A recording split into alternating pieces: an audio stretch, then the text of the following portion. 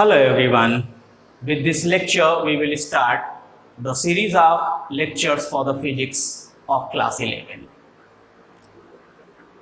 अगर हम इस मॉडर्न टाइम की बात करें तो हम अपने आप को बहुत सारे साइंटिफिक इन्वेंशंस और गैजेट्स से घिरा पाते हैं, जैसे कि हम कह सकते हैं mobile, telephone, internet, television, medicine, health and nutrition, fast means of transportation. ऐसी बहुत सारी चीज़ें हैं जिनसे आज हम चारों तरफ से घिरे पड़े हैं और आज की प्रेजेंट लाइफ हम इन सारी चीज़ों के बिना इमेजिन भी नहीं कर सकते हैं। They all have become very important in our life and अगर हम सिंपल वर्ड में कहें तो ये सारी चीज़ें आज हमारे मॉडर्न लाइफ की नेसेसिटी बन चुकी हैं। हम इनके बिना अपनी मॉडर्न लाइफ को इमेजिन भी नहीं कर सकते हैं। So the word science originated from the Latin word scientia, meaning to know. Sanskrit word vigyan, Arabic ilm have the similar meaning. अगर हम ह्यूमन बीइंग की बात करें तो वो हमेशा से बहुत ज़्यादा क्यूरियस रहा है अपनी आसपास की चीज़ों को जानने के लिए, समझने के लिए, उसका रीज़न जानने के लिए कि ये चीज़ क्यों हो रही है, कैसे हो रही है, कब हो रही है। ये एक ह्यूमन टेंडेंसी रही है हमेशा से।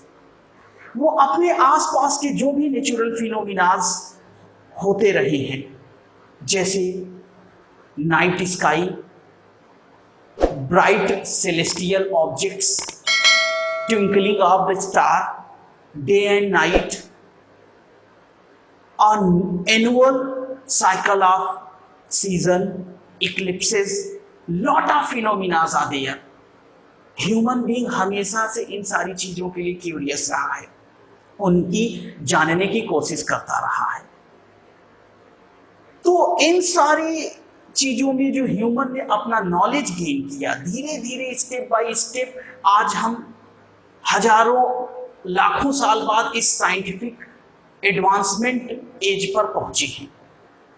तो अगर हम इसी बात को सिंपल वे में कहना चाहें कि what is science, then we can say here the knowledge which human have gained through observations and experiments when organized systematically is called science।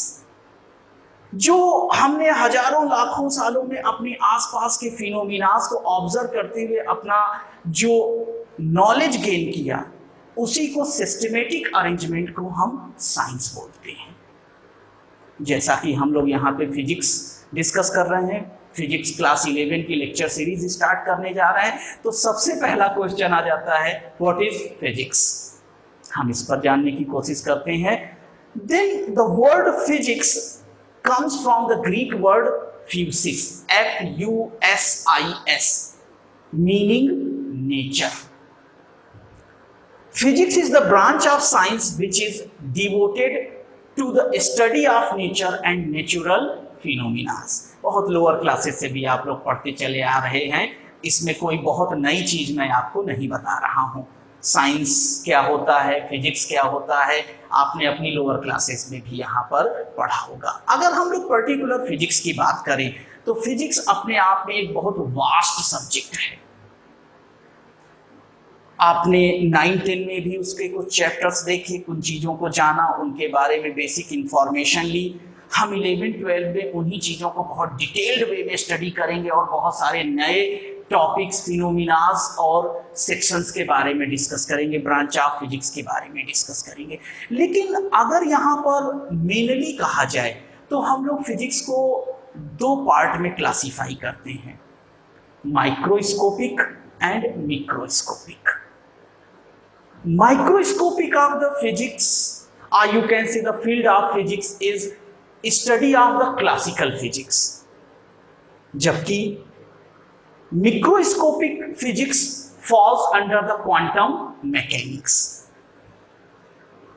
classical physics consists itself, उसमें हम किन किन चीज़ों का डिस्कशन करते हैं या कौन कौन सी ब्रांचेस उसके अंदर आ जाती हैं फिजिक्स की, mainly mechanics, thermodynamics, electrodynamics, relativity, nuclear physics, particle physics, ऐसी बहुत सारी चीज़ें हैं और भी बहुत सारे टॉपिक्स हैं जो हम इस क्लासिकल फिजिक्स में डिस्कस करते हैं। जैसे जैसे हमारा कोर्स आगे बढ़ेगा, हमारे लेक्चर्स आगे आएंगे, आने वाले चैप्टर्स में इन सारी चीज़ों को हम लोग डिस्कस करेंगे। Quantum theory is currently accepted as the proper framework for the explaining microscopic domain। अगर हम लोग अपने क्लास 11 के सिलेबस की डिस्कस करें तो उसमें सबसे पहला जो चैप्टर हमारा आ जाता है यूनिट एंड डायमेंशन।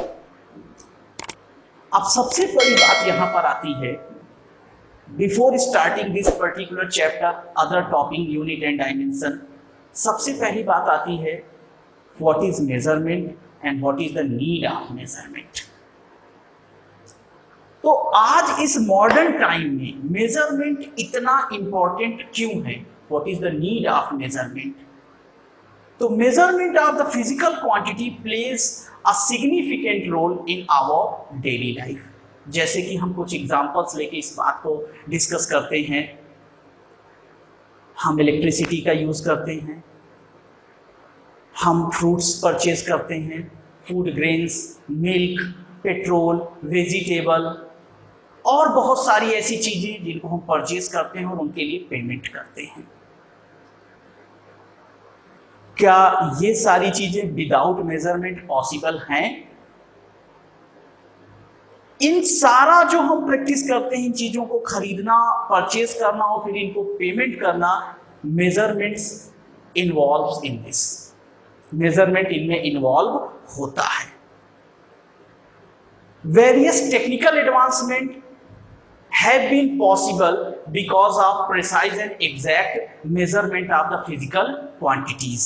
आज जो हमने इस लेक्चर के स्टार्टिंग में ही बोला कि अगर हम अपने आप को देखें तो इस मॉडर्न टाइम में अपने आप को हम चारों तरफ से साइंटिफिक एडवांसमेंट और साइंटिफिक गैजेट्स के थ्रू घिरा पाते हैं। अगर हम ध्यान से देखें तो क्या without exact and precise measurement ये चीजें पॉसिबल हैं? बिल्कुल नहीं।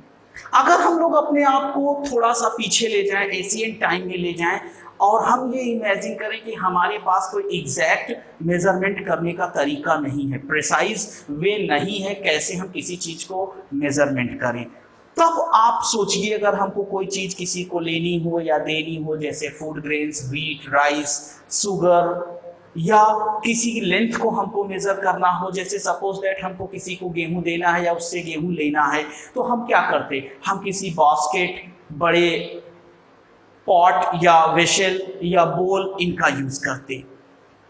अब 2-4 महीने बाद या कुछ दिन बाद जब हमको रिटर्न करना है तो जरूरी नहीं है कि हमको वही बास्केट, वही बोल और वही पॉट मिल जाए जिससे हमने लिया था, हम उसी से रिटर्न करें।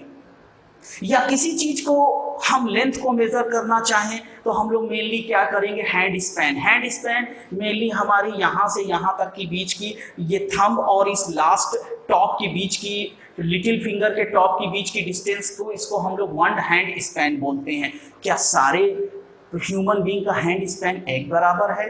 बिल्कुल नहीं। अगर हम लोग किसी लेंथ को one hand, this distance between this elbow and this top is called one hand, क्या everybody hand is equal in length? Not possible. हम लोग थ्रेड का, रस्सी का या स्टिक का यूज करेंगे। तो लेकिन जर्नल वे में तो ये सारे प्रोसीजर चल जाएंगे, लेकिन अगर हम लोग यहाँ पर थोड़ा डीपली थिंकिंग करें तो हम लोग पाएंगे these all the things are not very reliable for the measurement, और इन पर सारे लोग ट्रस्ट भी नहीं करेंगे। और अगर हमारे एग्जैक्ट और precise measurement for the calculation and scientific advancement की बात आ जाएगी तो वहां पे तो ये मेथड्स बिल्कुल ही काम नहीं करेंगे। तो उस जगह पे हमको क्या जरूरत पड़ेगी कि we must have a exact and precise metric system for the measurement of the different physical quantities. हम एग्जांपल ले सकते हैं व्हीकल्स का, जैसे हम एक कार का ही एग्जांपल ले ले। कार में हजारों पार्ट्स यूज होते हैं, व्हील से लेके उसके सीट कवर से, इंजन से लेके बहुत सारी चीजें हैं जो अलग अलग जगह मैन्युफैक्चर होती हैं, उनको बनाया जाता है, फिर उनको कार के असेंबली प्लांट में लाके सारी चीजों को असेंबल किया जाता है और एक कंप्लीट कार हमारे कार प्लांट से बाहर बन के निकलती है।